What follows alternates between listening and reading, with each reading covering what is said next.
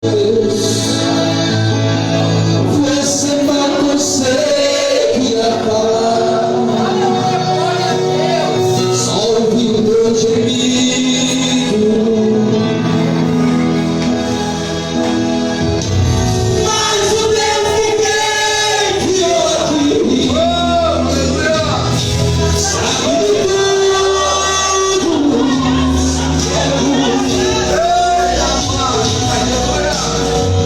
Ele me mandou para que vai dessa vez.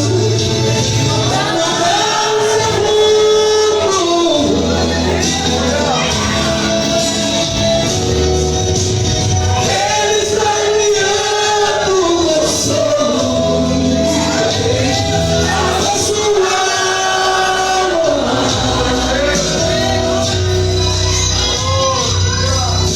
Enxugue essas lágrimas do rosto.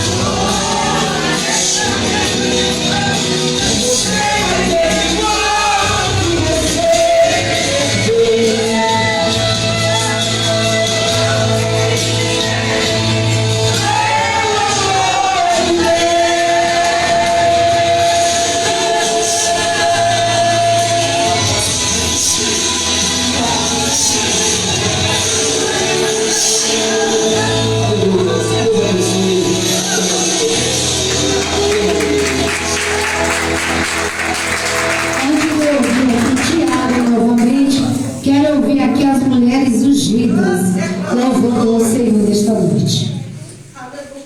Glória a Deus. Continue glorificando ao Senhor. Glória a Deus. Aleluia.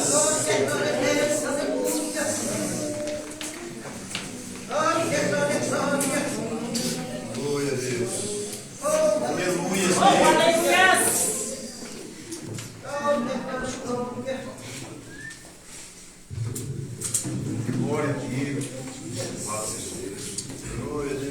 Glória a Deus. Mas cadê o vaso?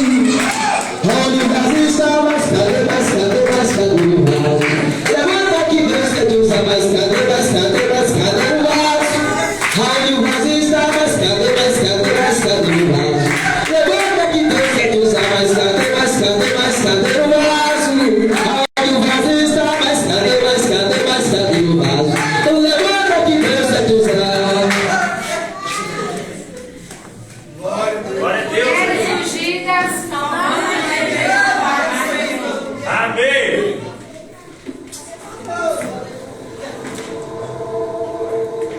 Glória a Deus.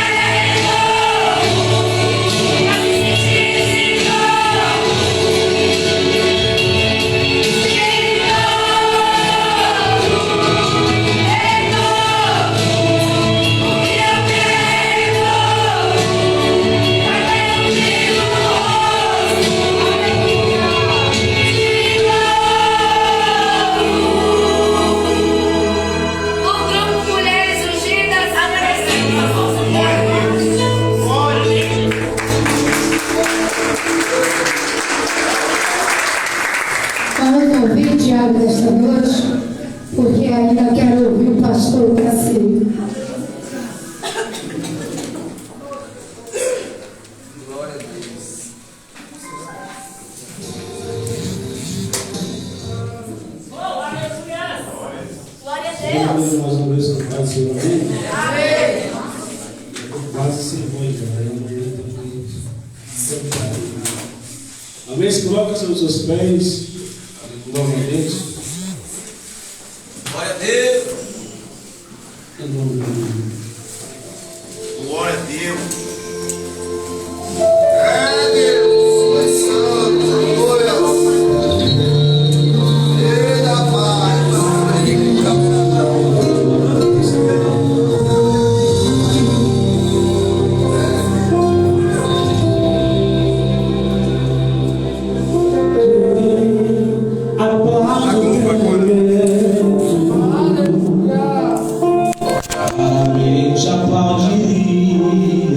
tua história, pois eles se apegaram só aos teus momentos,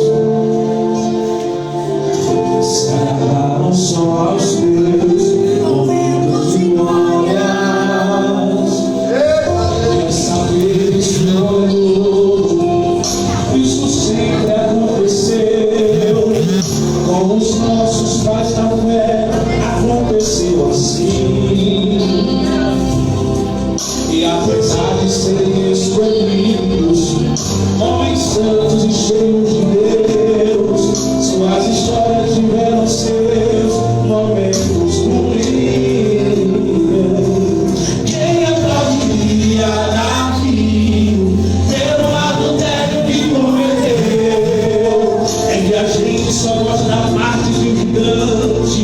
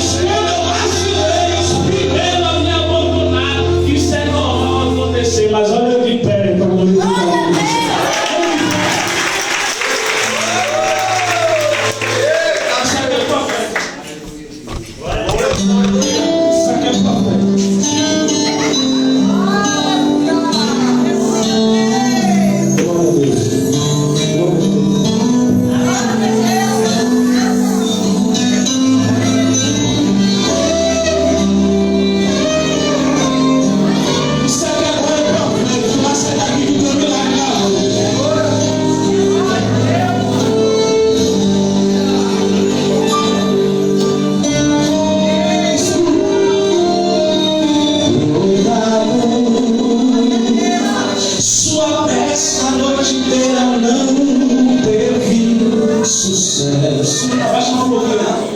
E agora seu amanhã parece incerto. Já tentou a noite inteira e nada conseguiu pegar. Não foi assim? Deu errado, pois você sabia onde o peixe está. É ali que você também pregava. Mas tentou Rio de Janeiro até nada conseguiu fazer. Mas está acontecendo tudo na beira do mar. Já leva a sua Jesus, você vai pegar. Ele é teu barco emprestado. E depois ele te chama para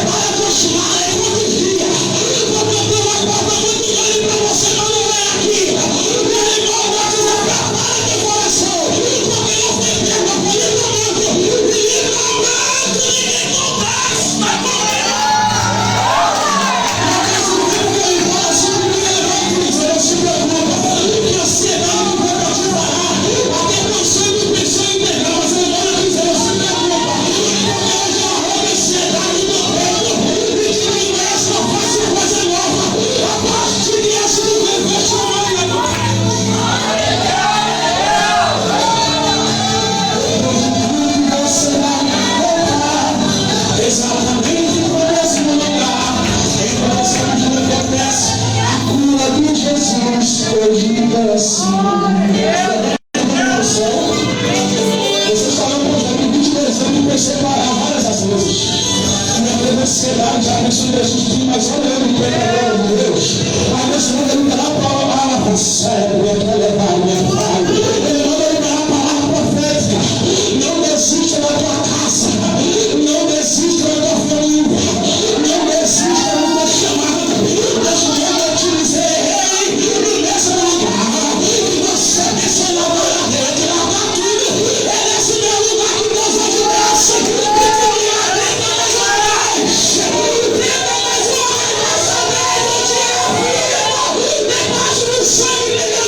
Dessa vez vai dar certo, dessa vez vai dar certo.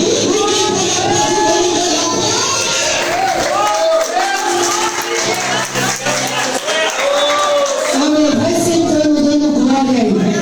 Pois irmão, já está perto de terminar. Fique até o final, porque ainda eu tenho certeza que Deus vai fazer algo sobrenatural ainda aqui neste lugar. Quero chamar aqui a missionária Nelma, que vai estar orando pelo pastor Tassilo, que vai trazer a palavra. Mas não saia antes de terminar, porque eu tenho certeza que Deus ainda vai fazer algo sobrenatural e vocês vão sair com a tua bênção na mão. Amém. Esta noite eu quero saudar o lado da igreja na paz do Senhor Jesus. Amém? Glórias a Deus, aleluia. Jesus é motivo de alegria, né? Que está aqui nesta noite. Deus está neste lugar, aleluia. Jesus, aleluia. Chuva e canta, aleluia.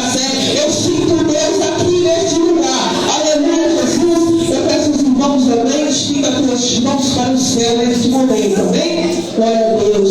Soberano Deus, Altíssimo, poderoso Pai, neste momento, ó Pai, eu te apresento, ó Deus, a vida do teu filho, que vai estar, ó Deus, esta noite, ministrando a tua palavra, ó Pai. Oh, meu Deus, meu Pai, neste momento, ele possa, meu Deus, ser usado, ó Pai, conforme a vontade do teu Espírito Santo, que através, ó Pai, desta palavra, essa palavra, meu Deus, possa tocar os corações nesta noite, que essas pessoas, meu Deus, que saem daqui, ó Pai, transformadas, que essas pessoas não saem daqui libertas. Ó Papai do céu, nesta noite, abre as portas do céu, derrama, meu Deus, bênção sobre este lugar, Pai. Continua, meu Deus, operando o teu poder, continua, meu Deus, falando da tua igreja, em nome de Jesus, amém? As palmas glorificam o nome do Senhor,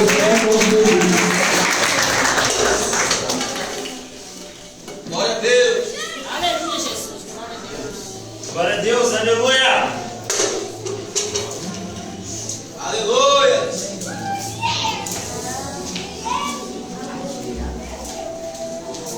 Glória a Deus. Boa noite, povo de Deus. Amém. Boa noite, igreja de Cristo. Paz seja convosco, amém? Me chamo o pastor Tarcísio Santos, sou da Igreja do Evangelho Quadrangular, da cidade de Itaipê, e estamos aqui para glorificar o nome do Senhor Jesus.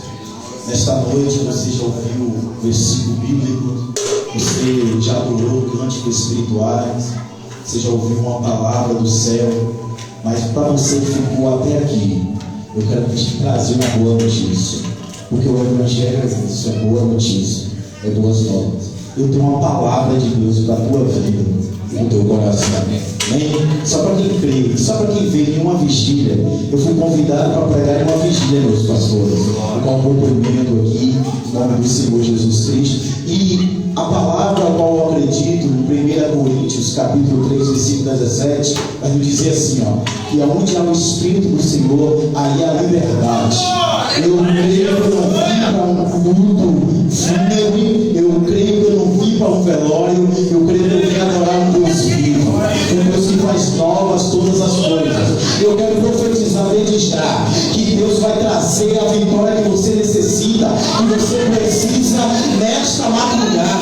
Como assim, pastor? Foi na madrugada que Deus livrou o povo dele no meio do Egito. E no capítulo de número 81, versículo de número 9, de Salmo vai dizer que ele nos tirou da escravidão e nos promete, se nós abrirmos bem a nossa boca, ele nos encheria da sua graça, da sua presença.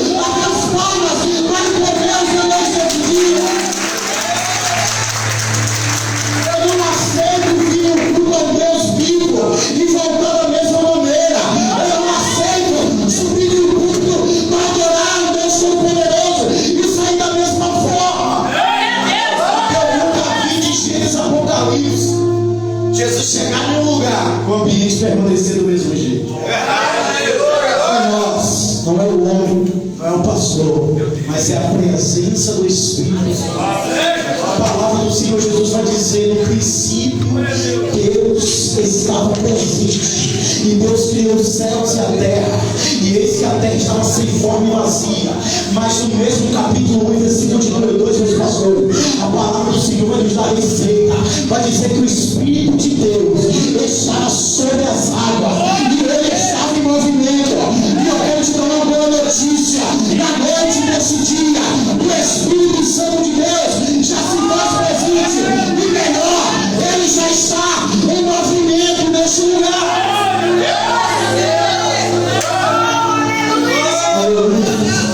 Quero agradecer os pastores pelo convite nessa noite. Eu quero agradecer a todos que de alguma forma se doou, trabalhou para que possamos estar aqui, juntamente com o pastor Mário, que já ministrou, juntamente com o levita Jefferson, o levita Tiago. E aqui vamos encerrar uma cereja da noite desse dia. A palavra que Deus colocou no meu coração, quero transferir para a amada igreja nessa noite. Quero te convidar a mais uma vez ficar sobre os seus pés, em nome de Jesus. E enquanto você fica de pé, eu quero que você procure o livro de Levítico, terceiro livro da Bíblia Sagrada. No livro de Levítico, você encontra o capítulo de número 21. Jesus já está neste lugar. Aleluia. Jesus já está na casa. Glória a Deus. Aleluia. Livro de Levítico, no capítulo 21, e o versículo de número 16.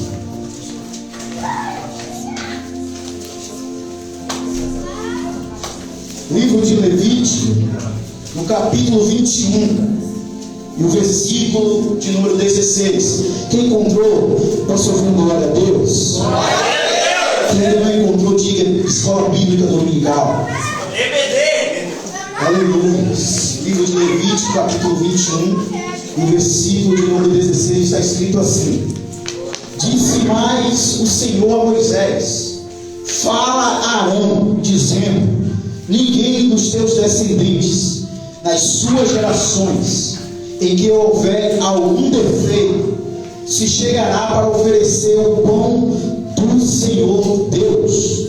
Pois nenhum homem em que houver defeito se achegará, como um homem cego, ou coxo, ou de rosto mutilado, ou desprovido, ou desproporcionado, ou homem que tiver o pé quebrado, ou mão quebrada. Repita comigo. Pé quebrado ou mão quebrada. Ainda com sua Bíblia aberta, vamos lá para o Novo Testamento, o livro qual escreveu o evangelista Lucas, o médico amado do Senhor. No livro de Lucas, você encontre o capítulo de número 6. No livro de Lucas, no capítulo 6, você encontra o versículo de número 6. Quem encontrou, diga aleluia. Quem não encontrou, diga glória a Deus. Livro de Lucas, capítulo 6, versículo 6. Vai dizer assim: sucedeu que em outro sábado entrou ele na sinagoga e ensinava. Ora, se achava ali um homem cuja mão direita estava ressequida.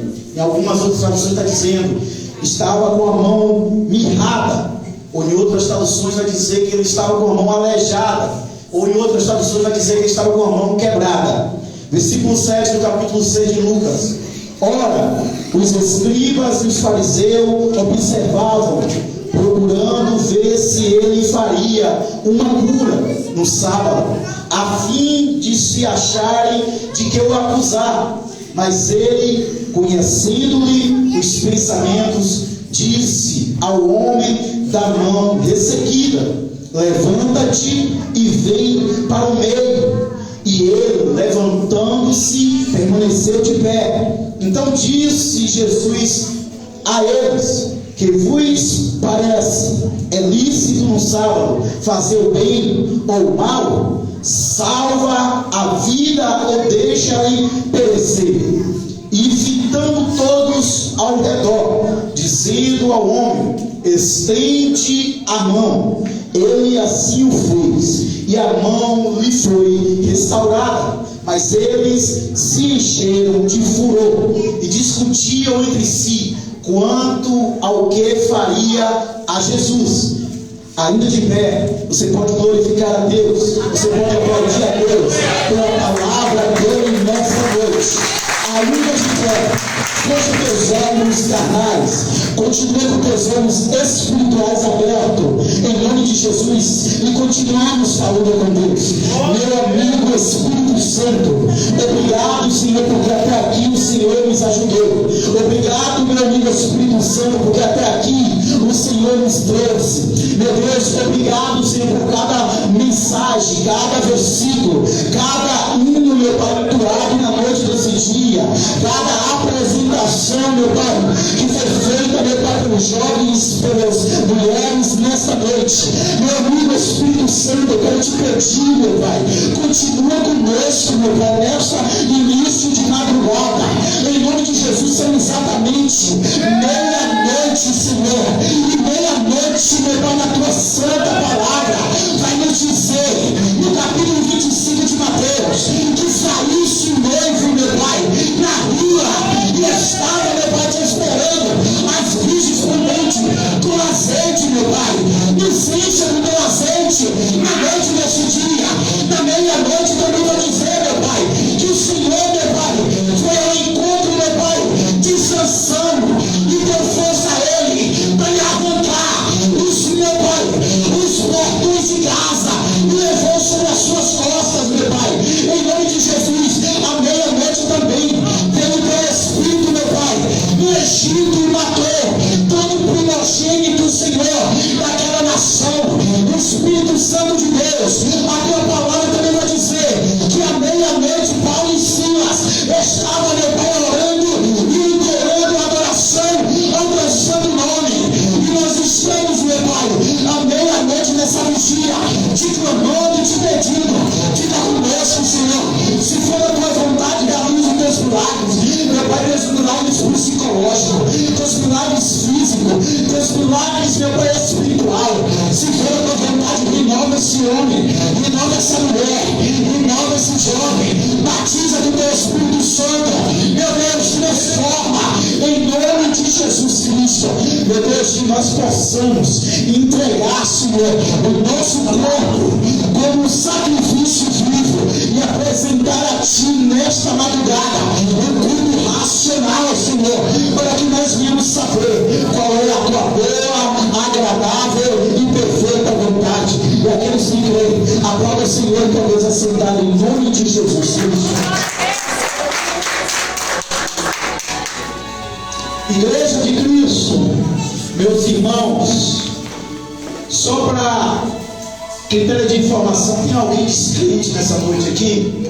Tem alguém que não possui uma religião? Só quero te conhecer. Se tem alguém, alguma pessoa afastada do Evangelho, ou que não professa a mesma fé que nós nessa noite. Bem, são todos cristãos? Glória a Deus. A palavra do Senhor, a qual a gente lemos na noite desse dia, o capítulo de número 21 de Levítico e o capítulo 6 de Lucas, vai nos relatar uma história muito conhecida. Quem nunca ouviu falar do homem da mão mirrada, do homem com um defeito em uma das suas mãos? A palavra do Senhor Jesus Cristo vai começar o capítulo de número 6 de Lucas, trazendo esse relato. Novamente Jesus, em um sábado, ele adentra uma das sinagogas daquele dia ao qual ele estava sobre a terra, exercendo o seu exercício ministerial. E a palavra do Senhor vai dizer que ele adentra aquela sinagoga, meu pastor, e dá de cara com um homem defeituoso, um homem com a mão quebrada, mirrada, ressequida. Mas muitas pessoas nos dias de hoje vai perguntar como isso. Aqueles que leem toda a palavra, aquele que busca examinar as escrituras como nosso Senhor e Salvador Jesus Cristo nos orientou, a palavra vai nos trazer uma controvérsia. Por quê, pastor? Porque todos que meditam, que estudam, buscam saber a palavra do Senhor, também vai ser sabedor que era proibido um homem entrar no templo. Eu disse templo, faz bem, mas só que aqui não estava falando de templo, eu estava falando de uma sinagoga. Qual é a diferença para podermos entender o que Deus quer falar conosco na noite desse dia? Precisamos entender a diferença entre sinagoga e entre templo. Era bem feito e bem visto e bem anunciado no livro de Levítico, qual era o livro das leis, que tinha exatamente 613 leis no seu livro. Nós sabemos que era por obrigação os templos ser bem cuidado, o templo ter a sua liturgia, as suas leis no seu uso, e nós sabemos que no templo não poderia entrar nada com defeito.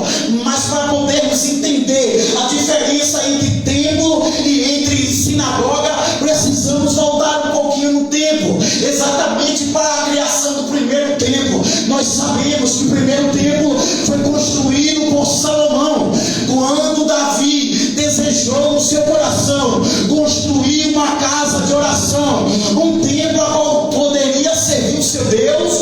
Davi desejou no seu coração levantar o seu templo, levantar uma estatura para ser chamada casa de oração. E a palavra vai nos dizer que Davi desejou isso, e ele chama o seu amigo e profeta Natã. A palavra vai nos dizer que quando Davi chama o profeta Natã, ele vai trazer esse desejo, esse anseio, essa vontade que pairava no seu coração para aquele profeta. E a palavra foi: Natã, eu desejo construir uma casa, uma habitação para o nosso Deus. Eu desejo fazer com que o nosso Deus se repousa em uma tenda, ou uma casa, ou um templo. E a palavra pareceu até boa para os ouvidos do profeta, e Natã se agradou. Natã deu legal, Natã deu positivo, e Natã voltou para sua casa. Mas quando o profeta Natã voltou para sua casa, Deus bradou nos ouvidos de Natã, e Natã ouviu o relato do Deus Todo-Poderoso. Porque aos nossos olhos, aos nossos ouvidos, ao nosso caminho, como diz o próprio Salomão, o caminho pode até parecer ser bom, mas no final, um dos caminhos é de morte. E Deus falou para Natã: volte pelo mesmo caminho e diga para o meu servo Davi que ele não pode construir para mim morada, ele não pode colocar as suas mãos no templo e dizer que é consagrado para mim, porque Davi, ele é homem de mãos de sangue, ele é homem sanguinário, ele não pode construir nada para mim, porque nas suas mãos tem pecados.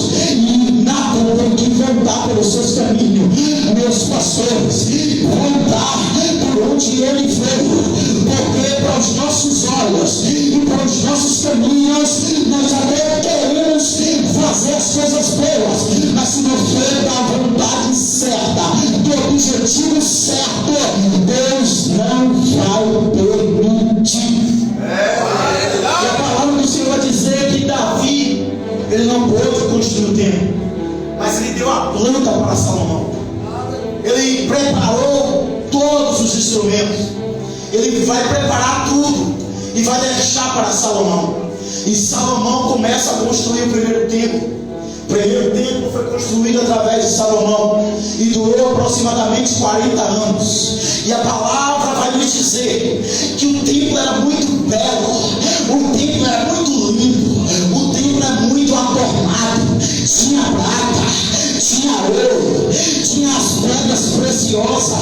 O historiador Flávio José vai dizer que o templo que foi construído por Salomão, as suas colunas eram feitas com ouro, era ouro puro, a sua porta principal era feita com ouro.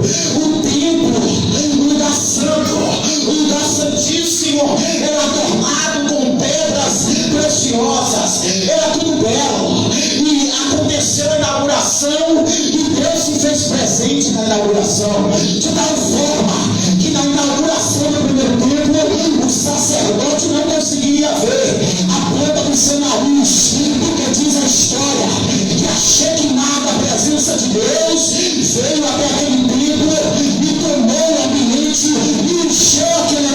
urgente de você deixar Deus trabalhar no teu interior. E qual é o tempo dele no dia de hoje? Você também pode ser cheio dessa mesma Shekinah. Você pode ser cheio dessa mesma presença. Por quê, pastor? Porque está escrito: aonde abundou o pecado, superabundará a graça de Deus. A graça de Deus é o favor imerecido. Nós não estamos aqui porque nós somos bons. Nós não estamos aqui porque somos melhores que ninguém. Nós estamos aqui porque a graça de Deus nos alcançou através do sacrifício de Jesus Cristo. A história vai continuar a dizer que Nabucodonosor, por remissão de Deus, invade a Jerusalém, destrói Jerusalém, leva cativo seus filhos. E a palavra do Senhor vai dizer que Nabucodonosor, com seu exército, ele destrói o templo. E o templo vira ruína, vira apenas pedra sobre pedra. A palavra vai me dizer que passou aproximadamente 600 anos. E agora, no livro o qual Ageu ou Esdra escreveu, acontece a reforma do primeiro templo, que muitas pessoas chamam de segundo templo, mas na verdade apenas foi o segundo templo. A palavra vai dizer que Deus levanta Esdra no tempo de Zorobabel, e ele começa a reformar o templo, o qual Deus permitiu que viesse a ruína. Aquilo que Deus permite é a mesma coisa que Deus tem poder em fazer uma reforma. Eu não sei como é que você está na noite desse dia, no início dessa madrugada, mas eu quero profetizar sobre a tua vida que o mesmo Deus que permitiu que você chegasse até aqui dessa forma é o mesmo Deus que tem poder para te transformar, te colocar em pé e encher com a sua glória. Você pode sair daqui cheio da presença de Deus. Você pode sair daqui transformado. A história vai dizer que no tempo de Zorobabel, Deus levanta Esdra, Deus levanta Ageu, eles começam a reconstruir o templo. A história vai dizer que aqueles homens levam 20 anos para fazer a reforma daquele primeiro templo, ao mundo chama de segundo templo. A história vai dizer que os homens mais velhos, os homens mais antigos, qual viam a glória do primeiro templo, o primeiro templo sendo levantado por Salomão. A história vai dizer que aqueles homens ficou como um espírito saudosista, meu pastor. Ficaram com saudade e começaram a chorar. Mas eles não começaram a chorar porque eles estavam vendo a mão e a atividade do Espírito Santo daquele tempo. Não, eles começaram a chorar, diz o livro de Ageu e de Esdra, que eles começaram a chorar de tristeza, de saudade, porque um dizia para o outro: nós participamos da inauguração do primeiro templo, nós estávamos no primeiro templo. O primeiro templo tinha ouro, tinha prata, tinha coisas preciosas, e aqueles homens começaram a chorar. E o mesmo Deus que levantou Esdra e Ageu, agora levanta novamente Ageu para profetizar. E a profecia foi essa: ele é o dono do ouro, o dono da prata. A glória desse último templo será maior do que a primeira. História toda dizer que o tempo se passou, irmão Jefferson, exatamente 500 anos, e as pessoas esqueceram, meu pastor, da profecia de Ageu.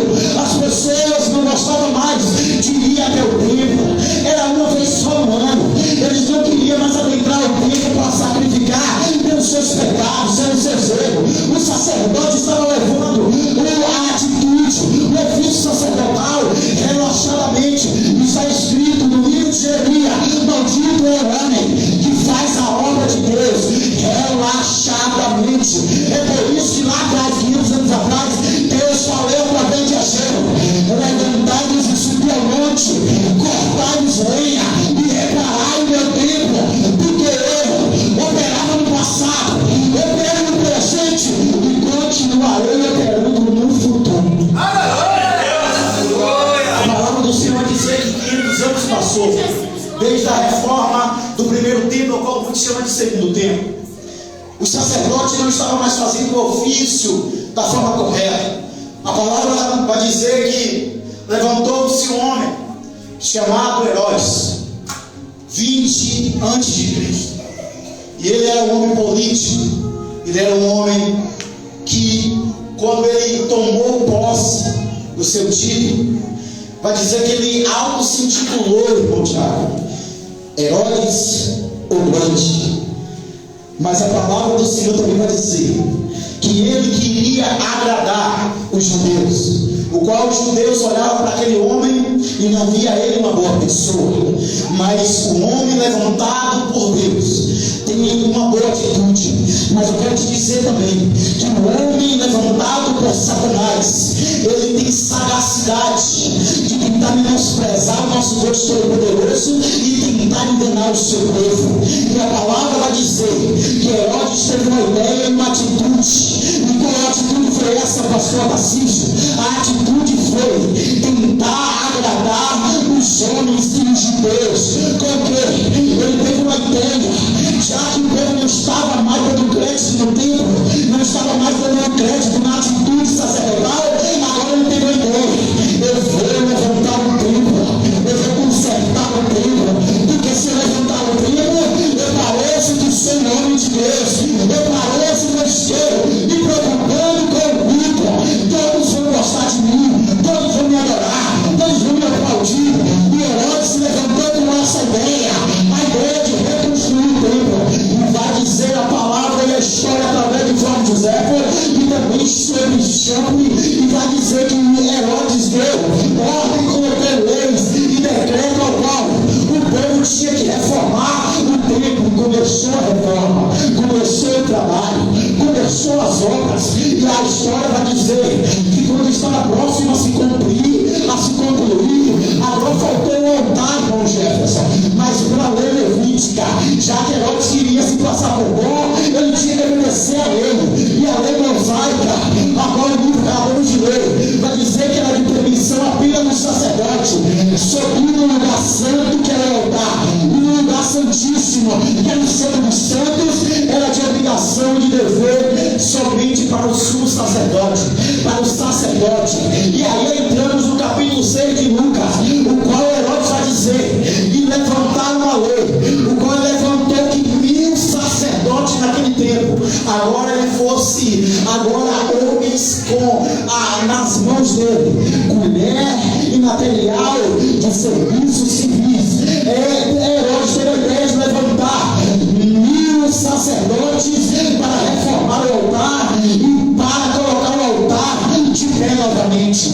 A história vai dizer que aquele sacerdote continua fazendo serviços braçais, e a história vai dizer que para fazer o altar era preciso pedras, e Flávio José vai nos dizer que era pedras grandes com 3 metros de comprimento e 6 metros de largura. Eu não sei o quanto aquelas pedras pesavam, mas eu quero dizer que era muito peso.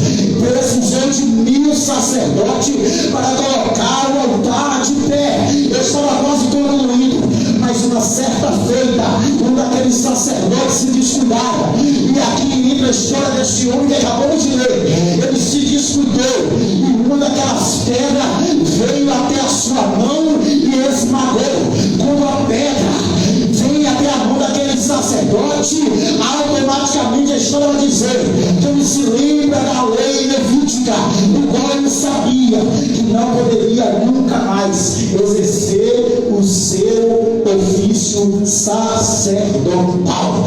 Aqui acabou o sonho, aqui acabou a chamada, aqui acabou a história de um sacerdote, porque acabamos de ler no capítulo 21, versículo 16, que ninguém podia subir ou entrar no templo com defeito algum, nem coxo, nem cego, e alguém que tinha uma perna ou uma mão quebrada. E a história vai dizer que aquele homem agora se vê distante do ofício, ele não pode mais adentrar o templo, mas para a sinagoga a lei era diferente. A história vai dizer que poderia até 6 homens com defeito, com algum machucado no seu corpo, com alguma marca do passado, com alguma cicatriz, cultuar na sinagoga. E a história vai dizer que um certo dia, este homem tem um desejo de cultuar ao Deus Todo-Poderoso. Assim como muitos de nós temos um desejo quando sair da nossa casa. Se alegrou, porque o salmista vai nos dizer, pastores, que me alegrei como me disseram: vamos à casa do Senhor. Aleluia. Alguém se alegrou em ouvir que ia para a casa do Senhor na noite desse dia. Assim foi aquele homem quando ele procurou a casa do príncipe da sinagoga, porque para ele ir ao culto do sábado, ele teria que ir pedir permissão ao príncipe da sinagoga. E lá vai aquele homem, da mão mirrada, dos sonhos desfeitos, da mão esmagada, do ofício agora excluído. Ele vai até a casa do príncipe da sinagoga.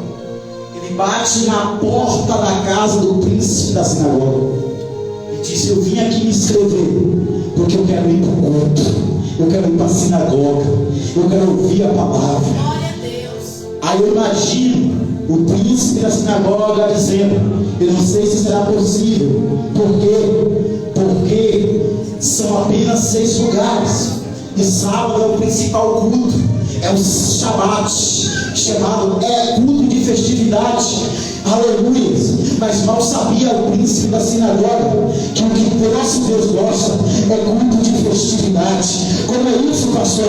Não está escrito no livro de Êxodo que Deus chega para Arão e para Moisés: vai lá, Moisés, e meta um dedo indicador na cara do faraó e diz para ele: livra o meu povo, aleluia, do chicote, porque eu quero meu povo livre e eu quero que eles vá comer no deserto.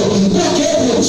Para fazer uma festa para mim no meio do deserto, Deus? Sim, porque não importa o ambiente, não importa o lugar, mas se eu estiver, pode ter 1 ou 2 pessoas, eu estaria no meio, cultuando com eles. Aleluia! E a palavra do Senhor vai dizer que aquele príncipe vai olhar na lista, exatamente está faltando uma vaga. Aí imagina um homem cheio de alegria, dando as costas para o príncipe da sinagoga. E o príncipe da sinagoga: epa, volte. Eu preciso dizer algumas regras. O lugar você tem, mas pela lei mosaica, pela lei levítica, você tem que ser o último a entrar no culto.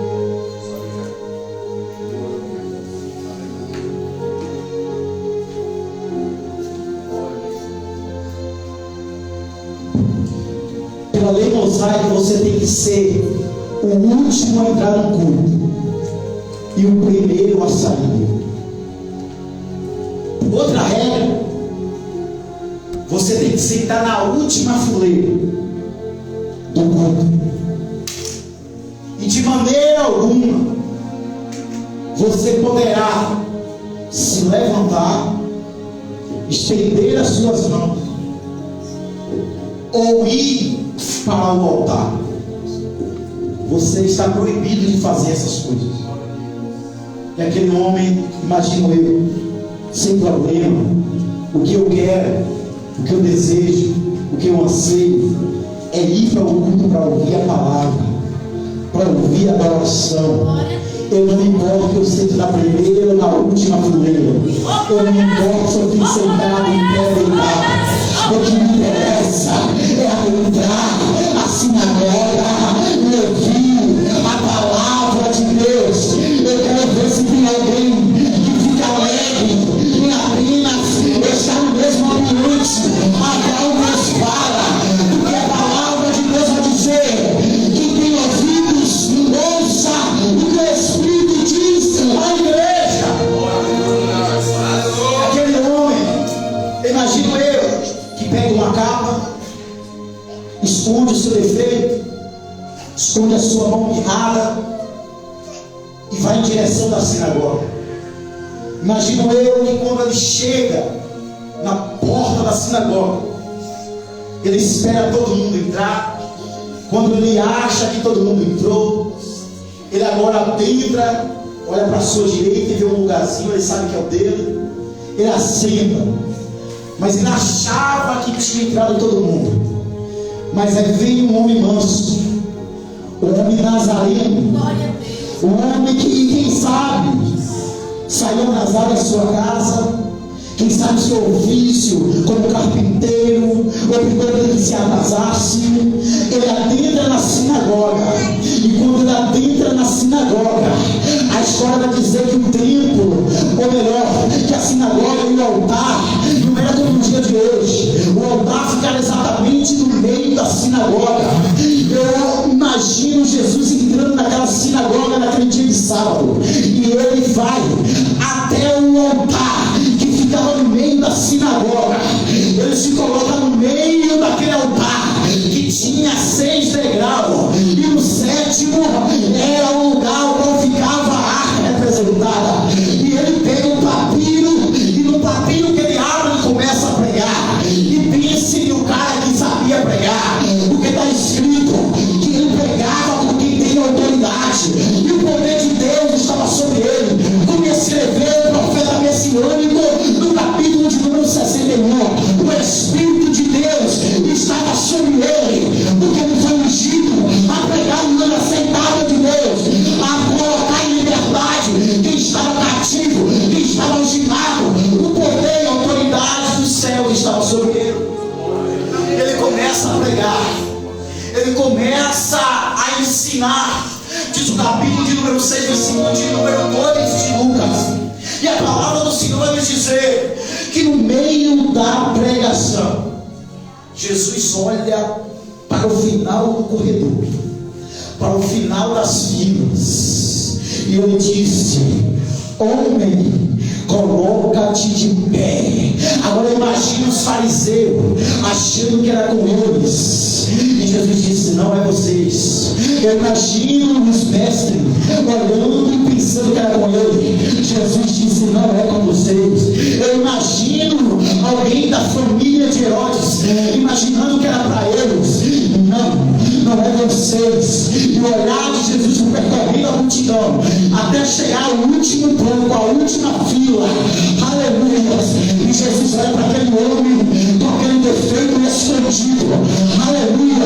E até aquele homem pode procurar alguém, mas ele disse: é comigo. Jesus disse: é você, meu filho. Se coloca de pé. A palavra do Senhor vai dizer que aquele homem se coloca de pé. E no versículo de número 8 vai dizer que aquele homem permanece de pé. Mas a lei, a ordem, não permitia que aquele homem se colocava de pé. A história vai nos dizer que era proibido aquele homem se colocar de pé. Mas eu quero trazer essa palavra profética. Se foi Deus quem te colocou de pé, se foi Deus quem te colocou de pé, Ele também tem autoridade de fazer com que você permaneça de pé na presença dEle. Deus tem poder e autoridade em fazer você ficar de pé, em fazer você permanecer de pé, para você fazer aquilo que Ele quer que você faça. A palavra do Senhor vai dizer que Jesus conhecia os pensamentos daqueles homens.